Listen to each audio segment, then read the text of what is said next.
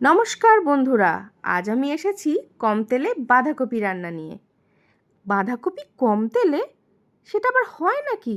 আরে হয়, আসুন দেখে নিই। প্রথমেই বাঁধাকপির বাঁধন খুলে বাঁধাকপিটাকে জিরি জিরি করে কেটে নিয়েছি।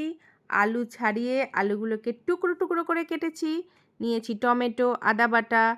ওদিকে রয়েছে হলুদ গুঁড়ো, জিরে গুঁড়ো, লঙ্কা গুঁড়ো, গোটা জিরে, শুকনো লঙ্কা, তেজপাতা। এরপর প্রথমেই কি করব, জল আর নুন দিয়ে কুকারের মধ্যে আলু আর বাঁধাকপিটাকে জাস্ট একটা সিটি দিয়ে নেবেন, বেশি দেবেন না কিন্তু, তাহলে কিন্তু ঘেঁটে হয়ে যাবে। এরপর সিদ্ধ করে নেওয়ার পালা। আরে সিদ্ধ কেন করছি জানেন? যাতে তেলের মধ্যে না নেড়ে নিতে হয়, না হলে বাঁধাকপি তো গন্ধ আসবে। আমরা সবাই এখন খুব স্বাস্থ্য সচেতন হয়ে গেছি কি না? এই দেখুন বাঁধাকপি সিদ্ধ হয়ে গেছে। এরপর কড়াইয়ে তেল নিয়ে, কড়াইটা বড্ড বেশি গরম হয়ে গেছিলো, তাই তেলটা একটু বেশি পরিমাণে মনে হলো, কিন্তু আমি বেশি তেল দিইনি। প্রথমেই কয়েকটা জিরে ফোড়ন দিয়ে দেবো। দেখেছেন জিরেগুলো বড্ড বেয়াদব হয়ে গেছে, চটপট চটপট চটপট চটপট করছে। এরপর দিয়ে দেবো শুকনো লঙ্কা। বাপরে বাপ, কি ঝাঁঝ এসেছিলো জানেন?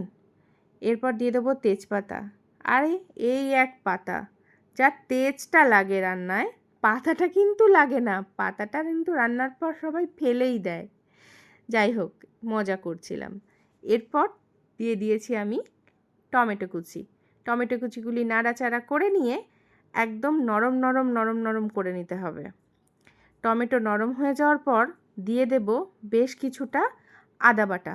আদা বাটা একটু একটু বেশিই লাগবে জানেন, পেঁয়াজ রসুন এসব তো কিছু দিচ্ছি না, তাই আদা বাটাটাই তো মশলার ভরসা। যাই হোক, আদা বাটা দিয়ে আবার একটু নুনও দিতে লাগবে, কারণ এও আরেক ধরনের একটু দুরন্ত মশলা, তেলের মধ্যে পড়লেই চটপট চটপট করে। এর জন্য নুন দিতে হয়, একটু নুন দিয়ে দিলে ছটপটানিটা কমে যায়। ব্যাস, এইভাবে মশলাটা একটু কষে নেওয়ার পর 1 চামচ হলুদ গুঁড়ো, 2 চামচ জিরে গুঁড়ো আর 1 চামচ লঙ্কা গুঁড়ো দিয়ে দেবো। এই মশলাগুলো একটু বেশি কম আপনারা করে নিতেই পারেন।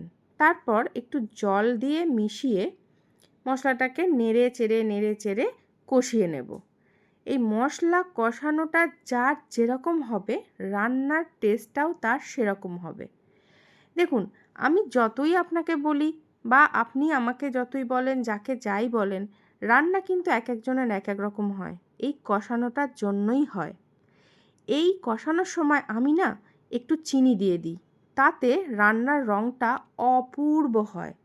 এর জন্য বাইরে থেকে কোনো রান্নাতেই আমাকে কোনো দিন কালার অ্যাড করতে হয় না। মশলা কষানোর সময় যদি কেউ চিনি দিয়ে দেন না, তাহলে মশলার মধ্যে সুন্দর রঙ আসে, যেটা রান্নার যে রঙ সেটাকে ভীষণ পরিমাণে সুন্দর করে তোলে। এরপর দেখুন পুরো মশলাটা কষানো হয়ে গেছে।